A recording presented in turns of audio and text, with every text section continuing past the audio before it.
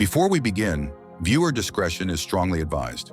What you're about to hear is based on real accounts from inside one of the most notorious federal detention centers in the United States. This story isn't speculation. It's not clickbait. It's the unraveling of a quiet power struggle behind bars between two of the most unlikely cellmates in modern American history. Imagine a world-famous hip-hop mogul and a disgraced crypto billionaire, sleeping just a few feet apart, sharing a bathroom, and navigating a world where respect is earned not through wealth or fame, but survival. This isn't some dark Netflix series. This is real life inside MDC Brooklyn. On one side, you've got Sean "Diddy" Combs, once the king of hip-hop, who built Bad Boy Records into a music empire, shaped pop culture, and flaunted wealth like a badge of honor. Now, he's facing federal charges of racketeering, blank trafficking, coercion, and running what prosecutors call a decades-long criminal operation cloaked in celebrity glitz. On the other side, Sam Bankman-Fried, the boy genius of crypto who was once compared to Warren Buffett. He promised to save the world through blockchain. Instead, he burned it down. His company, FTX, imploded in spectacular fashion, leaving billions of dollars vanished and investors crushed. Now sentenced to 25 years, Sam is just another inmate trying to stay sane inside the walls of a broken system. The twist? They're housed together in the same high-profile block. 4 North. Same food, same noise, same cold floor. But here's the thing. It turns out Diddy might still be running things. Even from a prison bunk, inmates reportedly fight over the privilege to make his bed. Some call him boss. Others whisper about favors, commissary bribes, and three-way calls placed through other inmates' accounts. Despite everything, despite the bars, the charges, the surveillance, Diddy hasn't lost his influence. If anything, it's evolving. And what about Sam? He just did an interview with Tucker Carlson, and for the first time, he gave the world a look into Diddy's prison behavior. His words, simple, quiet, but they hit hard. He's been kind. What does that mean? Is it manipulation, survival, or something deeper? Over the next 7 parts, we're peeling back the layers of this insane reality.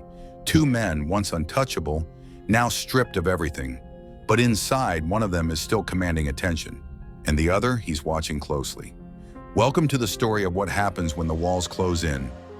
And power doesn't disappear, it mutates. To understand how these 2 towering figures ended up eating bologna sandwiches in the same federal unit, you have to trace the roots of their rises and their sudden, catastrophic downfalls. Let's start with Diddy. For nearly 3 decades, Sean "Diddy" Combs was untouchable, mogul, icon visionary. Whatever title you gave him, one thing was clear. He was always moving the culture. From founding Bad Boy Records in the 90s to launching fashion brands, vodka empires, and even political campaigns, Diddy wasn't just part of the machine. He was the machine. He discovered the notorious B.I.G. He turned club anthems into Billboard #1 hits. His image was lavish parties, private jets, and the kind of exclusivity that money alone couldn't buy. But that empire had a shadow. For years, whispers followed him. Rumors about industry manipulation, controlling behavior, and a private life filled with things no camera ever caught. It all came crashing down in late 2023 and early 2024, when the federal government moved in hard. Diddy now stands accused of leading a criminal organization masquerading as a music business. Prosecutors allege that he trafficked women, facilitated drug-fueled freak-offs, and used his power to silence victims for years. Multiple lawsuits, federal raids, seized property, surveillance footage. The image of the mogul in control? Shattered. He's now awaiting trial from inside the grim confines of MDC Brooklyn. Now let's flip the coin. Enter Sam Bankman-Fried. Once hailed as the golden boy of crypto, SBF was the founder and CEO of FTX, a cryptocurrency exchange that promised to revolutionize finance. He was young, awkward, brilliant, and played the part perfectly. The disheveled genius who slept on beanbags and talked about effective altruism while secretly pulling financial strings like a Vegas magician. At his peak, he was dining with heads of state, funding political campaigns, and getting invited to speak at global economic summits. On paper, he was worth $26 billion. Off paper, he was hiding a house of cards. In 2022, the empire collapsed. FTX filed for bankruptcy. Billions vanished. Angry investors, many of them ordinary people, were left with nothing. In the fallout, Sam was charged with one of the largest financial frauds in modern history. Wire fraud, securities fraud, conspiracy, the list goes on. After a dramatic trial in 2023, he was sentenced to 25 years in federal prison. Just like that, the crypto savior was behind bars. And where did he land? The same block as Diddy. That's where things start to get surreal. Two men who shaped culture and currency in the 21st century, one through music, the other through money, now reduced to inmate numbers, sharing food trays and trying to navigate a social hierarchy where fame is both an asset and a liability. But what makes this setup so chilling is that, despite their very different crimes, both men share a common thread. They were architects of illusion. Diddy built a lifestyle empire on the image of luxury and control, while hiding decades of alleged abuse behind velvet ropes. Sam built a financial empire on trust and transparency, while allegedly robbing people blind. And now they're locked in the same hell. The unit they share, 4 North, is reserved for high-profile federal inmates. It's not exactly safer, just more controlled. Here, celebrity status doesn't buy you a penthouse suite. It gets you a dorm bunk, communal showers, and 15-minute phone calls. It also gets you attention, from inmates who've idolized you, from staff who monitor your every move, and from feds who know you're still capable of pulling strings. That's what makes this story so complex. You'd think Diddy and Sam would have nothing in common. One's a flashy, street-savvy mogul with decades in entertainment. The other is a socially awkward math nerd who fell into wealth through code and timing. But both of them represent a very specific kind of American power. The kind that's insulated, admired, and almost mythologized, until it isn't. Now they wake up to metal clanging. No entourage, no tailored suits, just khakis and cheap sneakers. But even in these stripped-down conditions, the game doesn't stop. Power doesn't disappear, it just adapts. And in the high-stakes pressure cooker of MDC Brooklyn, adaptation can mean survival or dominance. Because when you put 2 former titans in a cage, the fall isn't the end. It's just the beginning of a new kind of war. Welcome to MDC Brooklyn Metropolitan Detention Center, a federal holding facility that sounds bland on paper, but in practice operates like something out of a psychological thriller. This is where Diddy and Sam Bankman-Fried now live. It's not Rikers, it's not a state prison, it's a pre-trial federal detention center. But don't let that fool you. MDC Brooklyn is no halfway house. It's a notorious pressure chamber where mold seeps from the ceilings, vermin crawl freely, and heat outages leave inmates freezing in the winter. This is where 2 men who once flew private now eat government-issued meatloaf under flickering lights and cracked ceilings. The 2 are housed in Unit 4 North, a specialized high-profile unit. Dorm style, no private cells, no special accommodations. Just 20 or so inmates packed into a long, concrete room with metal bunks, steel toilets, and one rule that overrides all else: survive the boredom without losing your mind. Their day begins at 6 a.m. Wake-up call is not gentle. Metal doors slam, lights flash on, guards shout. Then comes the chaos of the morning shuffle, shared showers, lineups for breakfast, and mandatory check-ins that keep everyone accounted for like livestock. Meals, think cold oatmeal, lukewarm chicken patties, and a rotation of flavorless carbs. If you want better, you turn to the commissary, a digital storefront where ramen noodles, mackerel cans, and $1 hygiene products are the closest thing to luxury. But there's a limit: $180 every 2 weeks. In a place like this, mackerel isn't just food, it's currency. Recreation, limited. There's a gym area with a couple of yoga mats, an old basketball hoop, and maybe a working ping pong table. There's no real outdoor yard. Inmates walk in tight circles on a cement floor. TV time exists, but it's communal and noisy. Good luck controlling the remote. There's no internet, no email. Phone calls are strictly timed to 15 minutes and monitored by staff. Visits are allowed, but only on designated days, usually once or twice a week, and they're not contact visits. Think glass, phones, and rules. This is the reality Diddy and Sam now face, and it's the complete opposite of everything they once knew. Diddy, once the image of polished perfection, is reportedly graying. No stylists, no access to hair dye, no beard groomers. His sharp image, the one that lit up red carpets and music videos, is fading. In its place, a man learning to fold his own laundry, clean his own toilet, and wait in line like everyone else. Sam Bankman-Fried, who once controlled billions with a laptop, now kills time reading books, playing chess with former gang members, and trying to work on his legal case by hand. No computer, no digital assistance, just paper and memory. And yet, there's still a social order here, a caste system of the confined. High-profile inmates like Diddy don't blend in. They can't. Everyone knows who he is, and in a place this stripped-down name recognition becomes its own kind of weapon.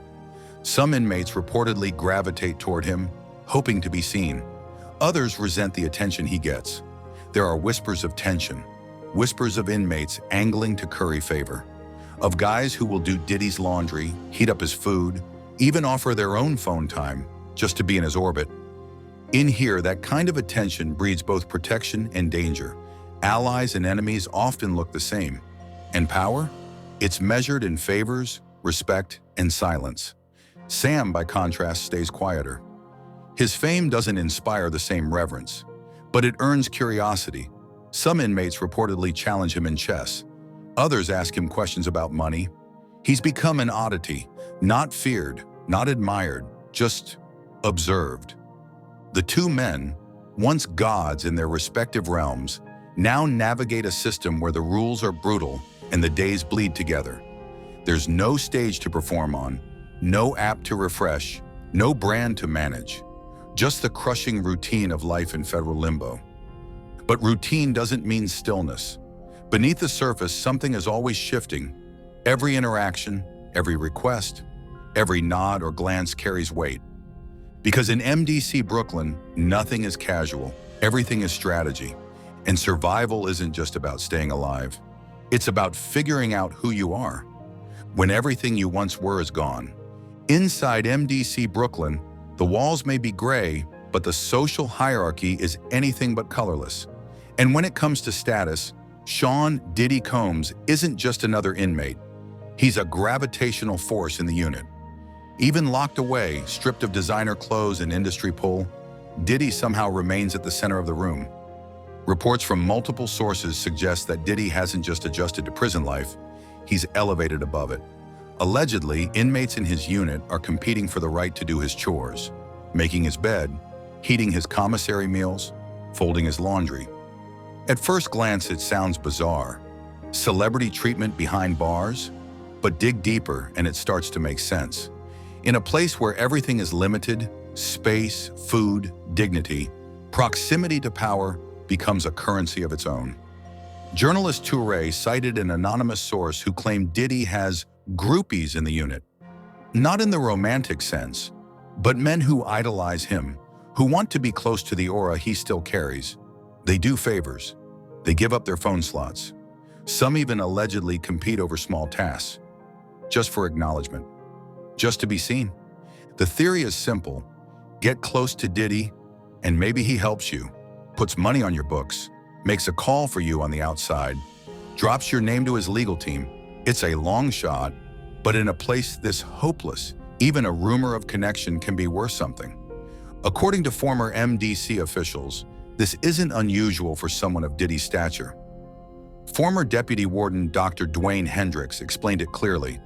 Some inmates idolized him before they got here. Others see opportunity. They figure, if I do something for him, maybe he remembers me when he gets out.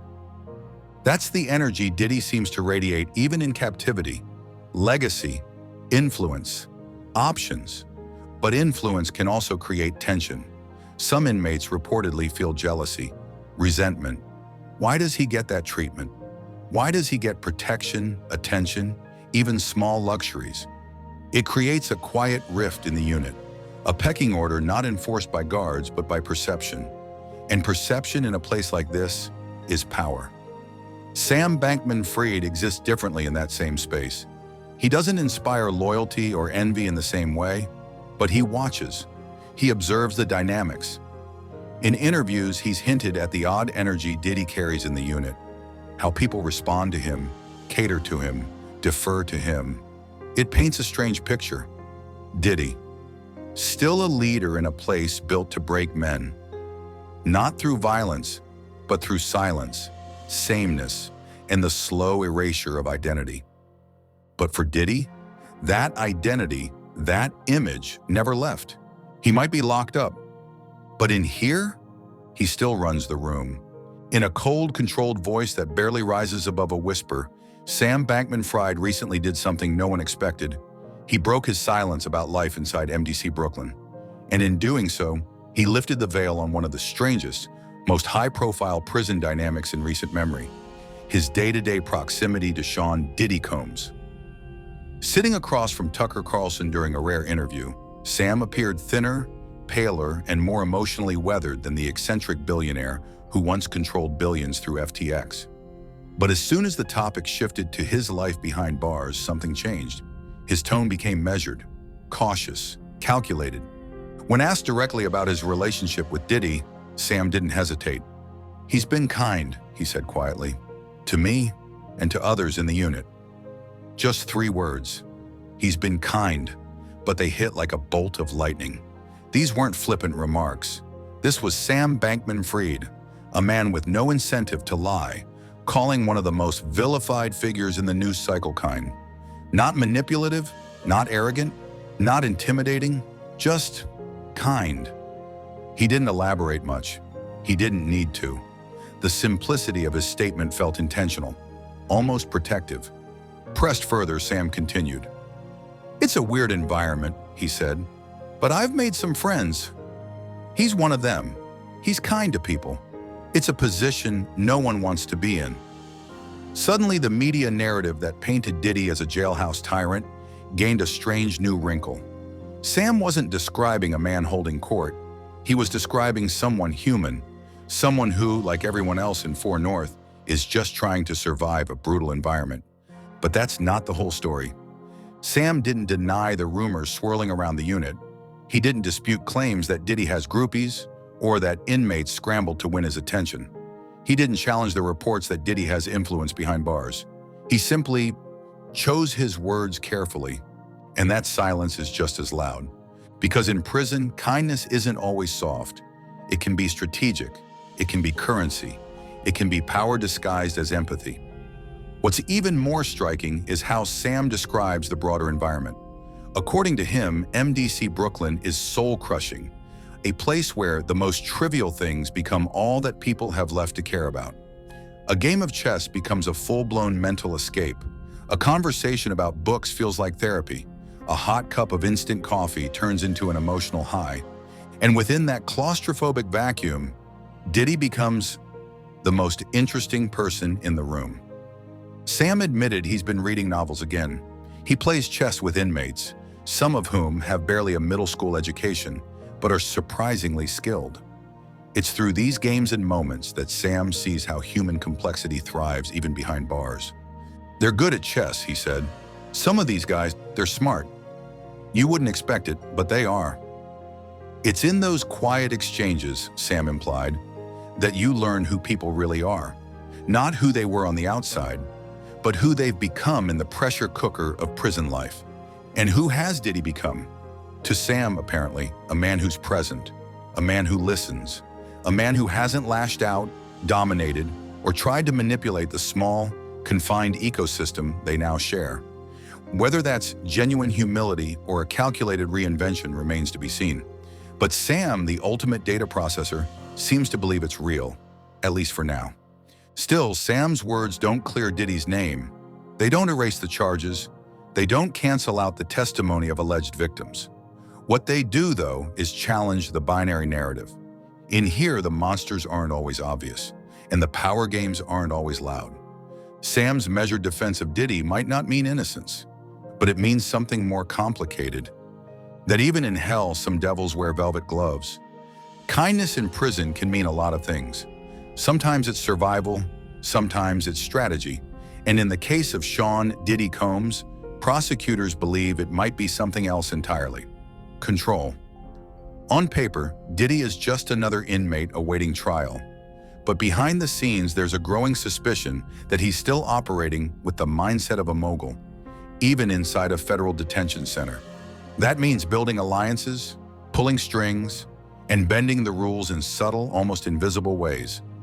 According to prosecutors, Diddy has allegedly been manipulating his surroundings by leveraging his influence over other inmates. One of the key claims? He's been making unauthorized phone calls using accounts that don't belong to him. In a place like MDC Brooklyn, communication is tightly controlled. Inmates are allowed a small number of monitored phone calls each week, but prosecutors say Diddy found a workaround. He reportedly persuaded at least 8 different inmates to let him use their phone accounts, allowing him to place three-way calls, send unauthorized messages, and potentially contact people who were placed on his no-contact list. It's a quiet kind of manipulation. No threats, no violence, just whispers, favors, and money in the commissary. The government believes this behavior is part of a larger pattern. Diddy using charm and resources to stay connected, maintain control, and possibly influence public perception. They claim that his team, on the outside, is funneling money into the accounts of inmates who cooperate. In return, Diddy gets what the average inmate can't: unmonitored access, extended phone time, and a reach far beyond prison walls. This isn't just about bending the rules. Prosecutors argue that Diddy's actions pose a direct threat to witnesses, to the integrity of the trial, and to the fragile ecosystem inside the jail. And while none of these accusations have yet been proven in court, they paint a compelling picture of a man who refuses to relinquish power. Even in confinement, Diddy's influence appears to ripple across the unit, turning kindness into leverage, generosity into strategy, and fellow inmates into foot soldiers. In most jails, that's called hustling. But in Diddy's case, it might be something far more dangerous: a continuation of control by any means necessary. In prison, control doesn't always come from a badge or a baton. Sometimes it comes from whispers, from reputation, from subtle exchanges and unspoken rules. And according to federal prosecutors, Sean Diddy Combs may have mastered that art, even behind the locked doors of MDC Brooklyn. To the outside world, prison represents punishment, isolation, and the loss of privilege. But for someone like Diddy, influence doesn't vanish with freedom, it adapts. And in the tightly controlled ecosystem of a federal detention center, that adaptation may have serious consequences. At the heart of this is a series of disturbing allegations that Diddy, even while confined, has been manipulating the rules, bending protocols, and extending his influence far beyond the steel bars and concrete walls that surround him. And the government claims they have the receipts. Let's start with the phones. Inside MDC Brooklyn, all inmate phone calls are strictly monitored. Each inmate has a limited number of minutes per week. Every call is logged, recorded, and screened. But prosecutors allege that Diddy has managed to exploit a loophole by using the accounts of other inmates to make unauthorized calls. Not just one or two, reportedly, 8 different inmates have allowed Diddy to access their phone privileges. Why would they do that? Simple: influence and incentives. According to court filings, Diddy's legal team, or someone close to him, has been putting money into the commissary accounts of those willing to cooperate. In prison, a few extra dollars means better food, hygiene products, maybe even new clothes. Inmates are reportedly being paid to let Diddy make calls under their name. That means unmonitored communication, extended phone time, and more critically, the ability to reach people Diddy's not supposed to contact. This isn't just against the rules. Prosecutors argue it's a form of manipulation that echoes the very behaviors Diddy's being charged with, using his status, charm, and resources to quietly bend people to his will. But it doesn't stop with phones. There are also allegations of unauthorized three-way calls, a direct violation of federal detention protocol. These calls, often used to connect a third party without alerting prison staff, can be used to relay threats, intimidate witnesses, or coordinate external activity. Authorities believe Diddy used these three-way setups to contact individuals who had been placed on his restricted communication list, possibly even witnesses in his upcoming trial. If true, this would not only be a violation of MDC's rules, but a serious blow to the integrity of the judicial process. And then there's the commissary game. Beyond phone access, Diddy is alleged to have used his remaining financial power to build loyalty behind bars. By putting money on the books of other inmates, he's reportedly built a small inner circle of men who not only protect him, but also serve him. Reports say some inmates in 4 North compete for the chance to make his bed, warm his meals, or clean his laundry. In return, they get cash, or maybe just the promise of favor, either during their sentence or once they're released. A former MDC deputy warden, Dr. Dwayne Hendricks, explained this dynamic in plain terms. "It's not surprising," he said. "Some inmates see a guy like Diddy and think, if I help him, maybe he helps me someday." They've idolized him for years. Some of them probably grew up on his music. This form of influence is deeply embedded in the prison system, especially when high-profile figures are involved. It's not about physical domination. It's psychological. Charisma, reputation, and the ability to promise something better in a place where almost nothing gets better. But for prosecutors, the consequences are real. They argue that Diddy's manipulation behind bars mirrors the very behavior he's accused of on the outside: coercion, influence, and domination. If he's capable of subtly directing other inmates in MDC, what does that say about his alleged ability to control individuals in his personal or professional life? It's a chilling thought, one that cuts through the glamour of his former lifestyle and goes straight to the heart of the prosecution's case, that Diddy has always known how to bend a system and people to his advantage. Still, Diddy's legal team denies any wrongdoing. They claim the phone access allegations are being exaggerated, that prosecutors are grasping for connections that don't exist. They argue Diddy is simply maintaining human relationships the only way he can, under suffocating conditions. But the court of public opinion is already circling. In a world where every move behind bars is monitored, dissected, and leaked to the press, perception can be just as damning as proof. Whether these allegations are eventually proven in court remains to be seen. But the portrait being painted is clear. Even in the most controlled environment imaginable, Diddy is not just surviving, he's maneuvering. And that raises a haunting question. If power like his doesn't fade in prison, what was he capable of when he was free? As the world watches, a quiet countdown has already begun inside the cold walls of MDC Brooklyn. Sean Diddy Combs isn't just waiting for trial. He's staring down a moment that could redefine the rest of his life. At 55 years old, the man who once controlled music, media, and fashion is now facing a federal case that could put him away for decades. And inside those walls, the only thing louder than the steel doors locking is the question echoing through every corridor of public opinion. Is this how the Diddy era ends? Jury selection for his federal trial is already underway. Prosecutors are preparing to bring forward a series of accusers, including former partners, ex-employees, and, most notably, his ex-girlfriend Cassie Ventura, who is expected to testify under her real name. Their testimonies could be explosive. They aren't just recounting stories of abuse, they're attempting to dismantle the myth of Diddy himself, piece by piece. According to federal documents, the charges he's facing are not just serious, they're seismic: racketeering, blank trafficking by force, fraud or coercion, transportation with intent to engage in prostitution, witness tampering. The core of the government's case is that Diddy didn't just commit crimes, he engineered a system, a carefully constructed ecosystem of power, silence, and manipulation, hiding in plain sight behind music videos, luxury yachts, and red carpet appearances. And now the same man who once hosted million-dollar parties is eating on metal trays and showering in communal stalls. But this isn't just about Diddy, it's about legacy, about what remains after the lights go out and the headlines fade. For decades, Diddy wasn't just a businessman. He was an architect of culture. He made cool into capital. He transformed black excellence into global currency. And now, that legacy is in freefall. Meanwhile, just a few feet away from Diddy's bunk, Sam Bankman-Fried has already crossed into the next phase of his downfall. Sentenced to 25 years for defrauding investors in the multi-billion-dollar collapse of FTX, he's not waiting for a jury. He's hoping for an appeal. In interviews, Sam speaks of the years ahead with clinical detachment.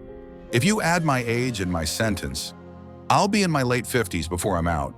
Maybe late 40s with reductions. Either way, it's a long time. He doesn't pretend otherwise. He knows his empire is dust. His name is now synonymous with digital fraud, and that knowledge hangs in the air between him and Diddy like a shared sentence.